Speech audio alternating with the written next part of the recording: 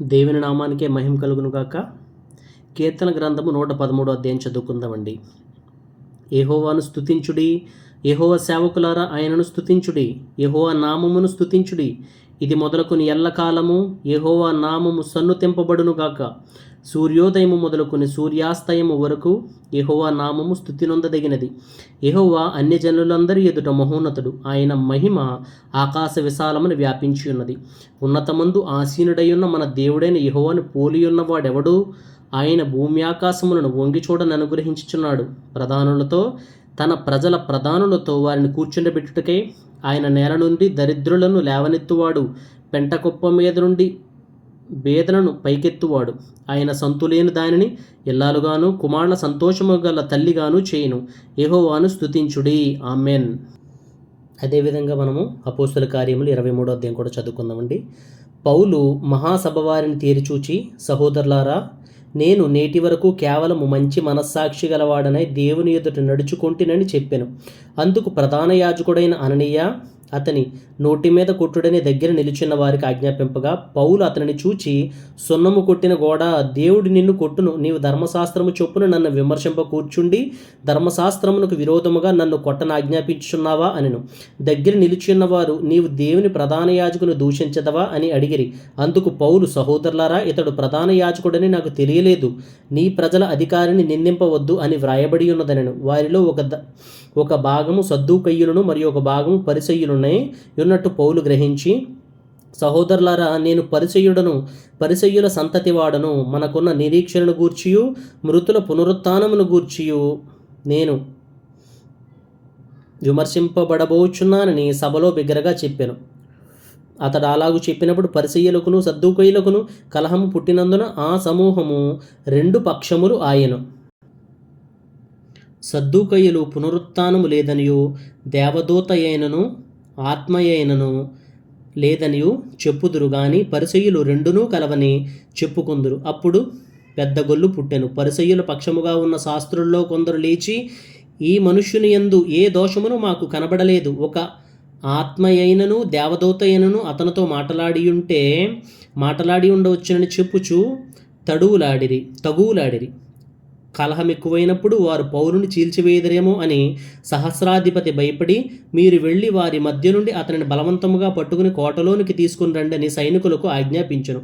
ఆ రాత్రి ప్రభువు అతని యొద్ద నిలుచుండి, ధైర్యముగా ఉండుము, యెరూషలేములో నన్ను గూర్చి నీవెలాగు సాక్ష్యం ఇచ్చుతావో అలాగున రోమాలో కూడా సాక్ష్యం ఇయ్యవలసి ఉన్నదని చెప్పెను.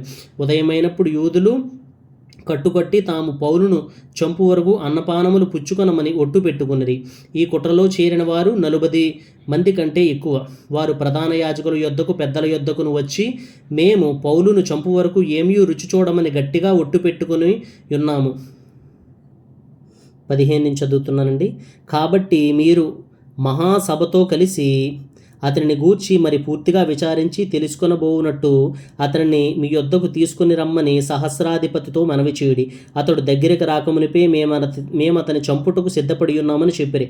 అయితే పౌలు మేనలుడు వారు పొంచి ఉన్నారని విని వచ్చి కోటలో ప్రవేశించి పౌలుకు ఆ సంగతి తెలిపాను. అప్పుడు పౌలు శతాధిపతుల్లో ఒకరిని తన యొద్దకు పిలిచి, ఈ చిన్నవారిని సహస్రాధిపతి యొద్దకు తోడుకొని పొమ్ము, ఇతడు అతనితో ఒక మాట చెప్పుకొనవలనని ఉన్నాడనెను. శతాధిపతి సహస్రాధిపతి యొద్దకు అతను తోడుకొని పోయి, ఖైదీ అయిన పౌలు నన్ను పిలిచి నీతో ఒక మాట చెప్పుకొనవలెనని ఉన్న ఈ పడుచువానిని నీ యొద్దకు తీసుకుని పొమ్మని నన్ను అడిగినని చెప్పాను. సహస్రాధిపతి అతను చెయ్యి పట్టుకుని అవతలకు తీసుకుని పోయి, నీవు నాతో చెప్పుకొనవలనని ఉన్నదేమని ఒంటరిగా అడిగాను. అందుకు అతడు, నీవు పౌలును గూర్చి సంపూర్తిగా వివరింపబోవునట్టు అతనిని రేపు మహాసభ యొద్దకు తీసుకుని రావాలని నిన్ను వేడుకొనుటకు యూదులు కట్టుకట్టి ఉన్నారు. వారి మాటకు నీవు సమ్మతింపవద్దు. వారిలో 40 కంటే ఎక్కువ మనుష్యులు అతని కొరకు పొంచి ఉన్నారు. వారు అతని చంపు వరకు అన్నపానములు పుచ్చుకొనమని ఒట్టు పెట్టుకుని ఉన్నారు. ఇప్పుడు నీ యొద్ద మాట తీసుకొనవలెనని కనిపెట్టుకుని సిద్ధముగా ఉన్నారని చెప్పెను.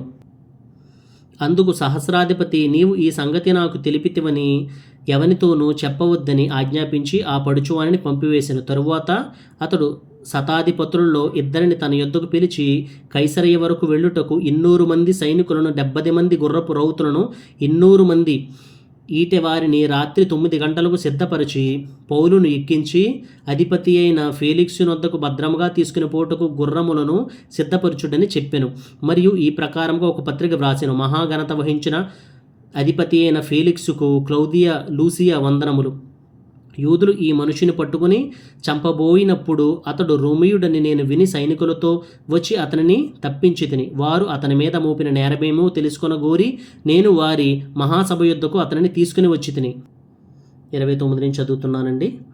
వారు తమ ధర్మశాస్త్ర వాదములను గూర్చి అతని మీద నేరం మోపిరే గాని మరణమునకైనను బంధకములకైనను తగిన నేరం అతని ఎందేమియూ కనుపరచలేదు. అయితే వారు ఈ మనుషుని మీద కుట్ర చేయనై ఉన్నారని నాకు తెలియవచ్చినందున వెంటనే అతని నీ యొద్దకు పంపించితిని. నేరము మోపిన వారు కూడా అతని మీద చెప్పవలనని ఉన్న సంగతి నీ ఎదుట చెప్పుకొని ఆజ్ఞాపించితిని. కాబట్టి అతడు వారికి ఆజ్ఞాపించిన ప్రకారం సైనికులు పౌలును రాత్రివేళ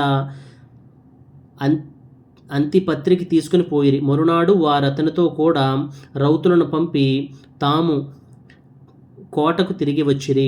వారు కైసరియకు వచ్చి అధిపతికి ఆ పత్రిక అప్పగించి పౌలును కూడా అతని ఎదుట నిలువబెట్టిరి. అధిపతి ఆ పత్రిక చదివినప్పుడు ఇతడు ఏ ప్రదేశపు వాడని అడిగి అతడు కిలికియ వాడని తెలుసుకుని నీ మీద నేరం మోపువారు కూడా వచ్చినప్పుడు నీ సంగతి పూర్ణముగా విచారింతురని చెప్పి హేరోదు అధికార మందిరములో అతనిని కావలియందుంచవలనని ఆజ్ఞాపించెను.